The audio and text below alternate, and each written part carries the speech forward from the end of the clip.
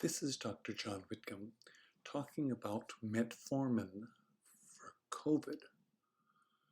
Want to reduce your risk of mortality from COVID by some 75%, whatever risk group you're in, even if you're diabetic? Here's an observational study from China. 283 patients admitted to a hospital in Wuhan were selected, and they were all diabetic. Of that group, 104 were on metformin and 179 weren't. And they all did reasonably well, controlled their diabetes, and otherwise the two groups were matched in terms of risk factors almost identically. They stayed in the hospital the same amount of time. The interesting thing is those folks who were on metformin only had 3 deaths.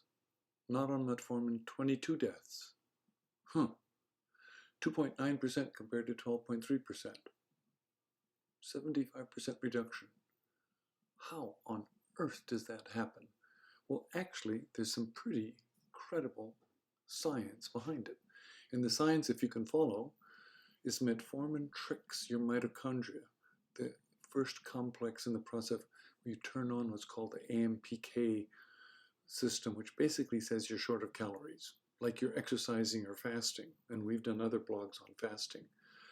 And that turns off rapamycin, curiously. So there's a bunch of natural effects that seem to go on all over the place when you do this. But it also turns off NF-kappa B, which is the basic pathway for inflammation. That may be part of it. It turns on autophagy, where your cells naturally eat more cells. But it turns on, basically it turns on many of the same things that happen by running on a ketones process. But this is fascinating. 75% reduction, even if you are a diabetic.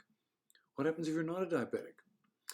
Well, metformin, if you'd read David Sinclair's book Lifespan, you'd find out that metformin and NAD play a very interesting role. And there are many other studies showing that folks who are on metformin have dramatic improvements in outcomes. Pay attention to this metformin study. What will work for me? Well, I'm a David Sinclair groupie, and I am on metformin and NAD plus riboside that I purchase on the internet. I think you should be too. Just get your shot though and don't get COVID. Dr. John Whitcomb on metformin for COVID.